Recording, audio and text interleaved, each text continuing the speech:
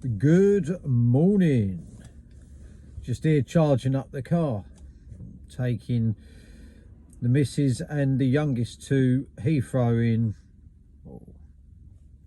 about 4 hours. Youngest has got a modelling shoot in Portugal, lucky for some.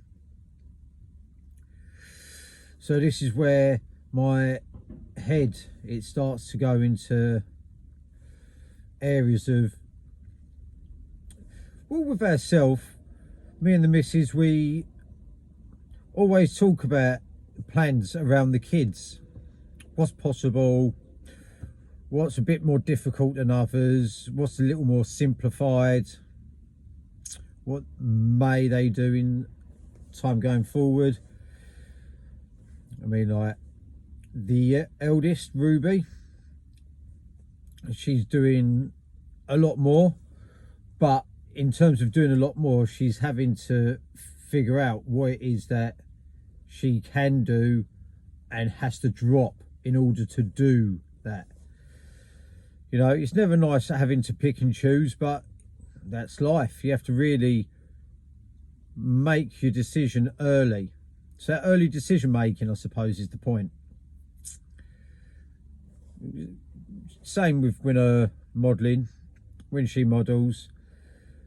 You know, she has to drop certain things out, she has to miss certain things.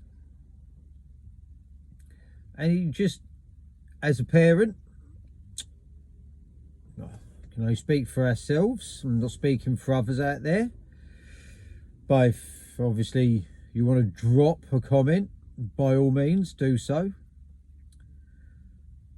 But where we stand with it is, we're preparing our children. We're preparing them for the things that life bring, you know, those tough decisions you have to take, those choices that you think in the moment they're the right ones, but only time will tell if they are or not. We're all human. We don't know. We haven't got a crystal ball that we can look into and go, oh yeah, that'll be the right decision in years to come. And it's funny how it works, because we insist on doing this for our children, but we don't really do it for ourselves. We don't ever really sit there and analyse it for ourselves and go, we've got to make this decision quickly. Fast decision makings, you know. I mean, depending when you're watching this video, we're living in a time now where, especially in England, if you've got a good amount of wealth, you're hated on for whatever reason.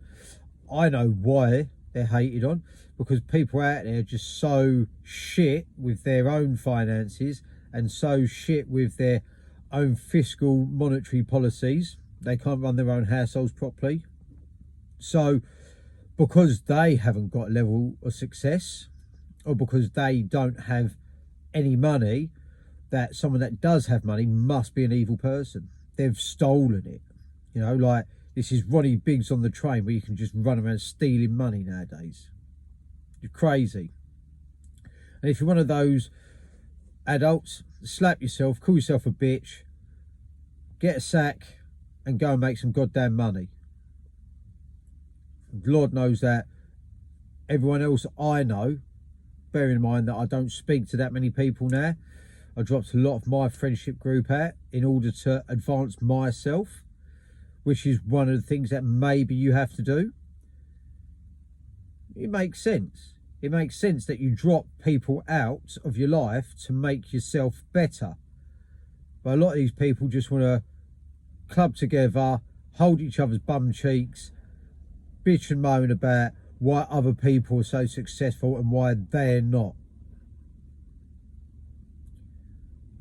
And again, it does make me smile somewhat, sarcastically, because you've got grown-ups out here talking about this, and we're, in essence, raising our children to get used to the highs and lows of success. You know, there's not a golden ticket for anyone. You owe it to yourself. You owe it to your family. No one owes you nothing.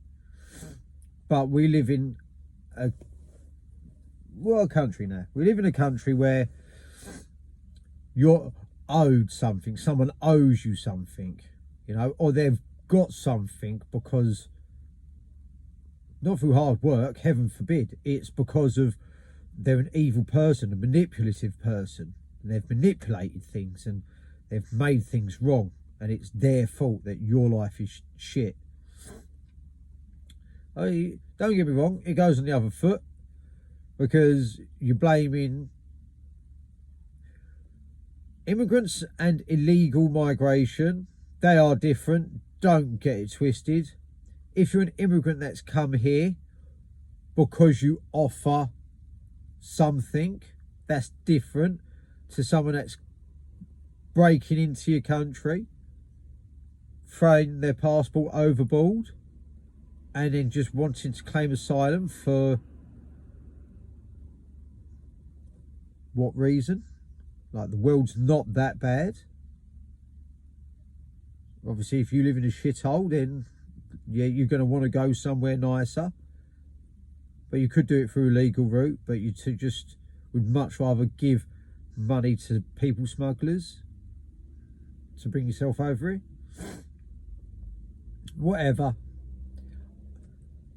Listen, if that floats their boat, pardon the pun, so be it. Like, what they do isn't gonna directly affect my life, because I've got my own plans and vision for my life and my family's life and how I want us to live. But all I know is that other people's decisions can alter your decisions. So where my children are concerned, they're not old enough yet to make their decisions. They're relying on us to make good decisions for them. And they're going to see how me and Maria, how we deal with it, how we talk about it, how we troubleshoot problems, what someone else might be doing that we can home in on or that we can avoid. Right, let's have it right. The way that the government at the moment and population as a whole look at landlords. Now, I'm a landlord. I don't want, well, do I want to hold assets? Yes, I do. Do I want to hold assets that are going to make it liable for me? No, I don't. So I'm going to mitigate that. So I'm looking at what other people are doing, and I'm making a decision based off of that, which is what every smart person does. This is why most landlords, if they've done it one way which worked 15, 20 years ago, you can see quite clearly how it's working now. And we're all going to follow the same trend, because successful people do what successful people do. Unsuccessful people can go sneeze. This isn't for you. So, no, I don't know. Stop watching the video. Your business. If you're holding any type of asset, gold, diamonds, oil, real estate, stocks and shares, bonds, there's lots out there. Crypto.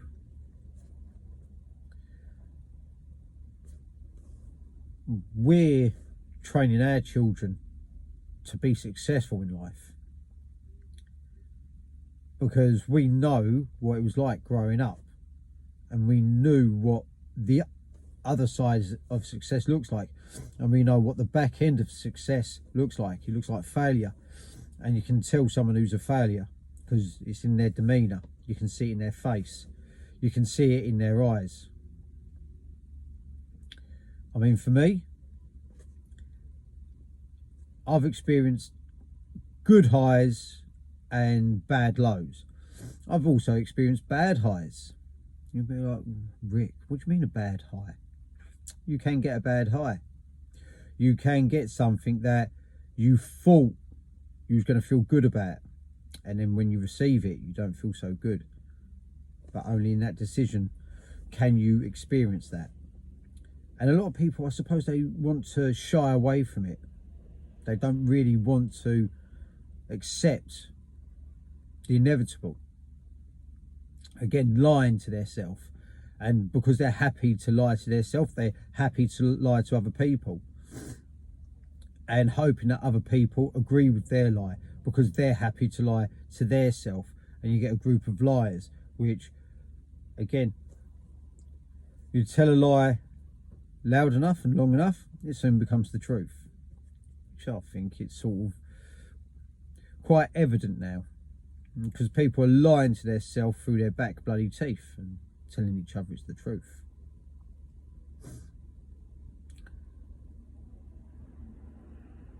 It's funny. It's funny how I sit here and I see it one way, someone sees it another way, which is fine. Like, I'm not going to hate on someone for having a difference of opinion. That's what makes us people. That's what makes us human.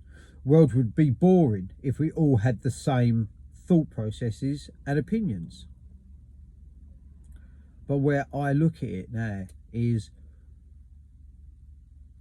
as a society, this is something that I want my children growing up in a society that are happy to lie to each other and try to manipulate situations where, because they're losers, they want my children to be losers. And if I tell my children that, no, these people are losers, then they're going to say, no, we're not losers. Your dad's just a... Put a word in where that suits. Whatever, I don't care. I don't care about words. Like, I've been called everything under the sun. There's nothing you can say to me that is really going to bother me. I'm that weathered.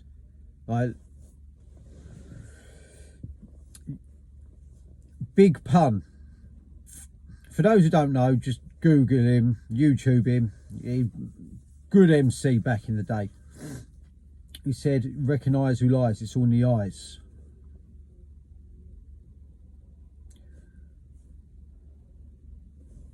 Do you think I'm lying? Do you think I'm sitting here trying to lie to people, trying to placate them, trying to tell them, oh no, it's them people over there, it's not you.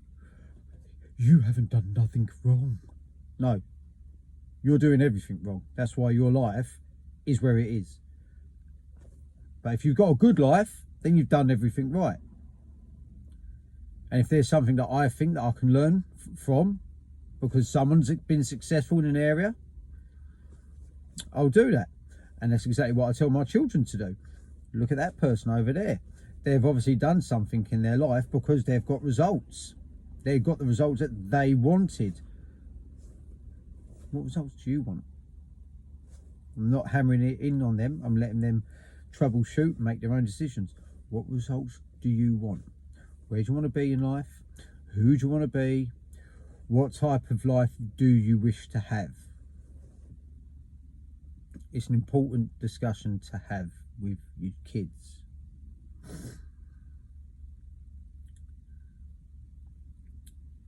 Listen, guys, I don't know what the future holds. I'm merely just a father of three, husband, son, brother.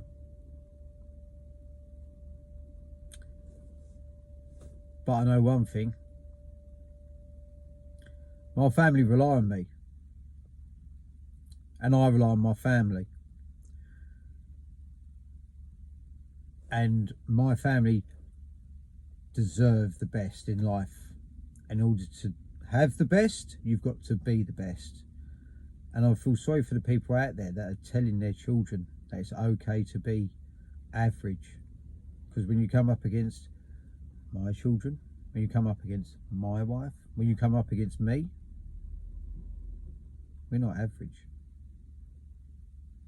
So don't be upset when your average life gives you average results and you're just like every other average person out there that is going to be moaning about the average existence that you live.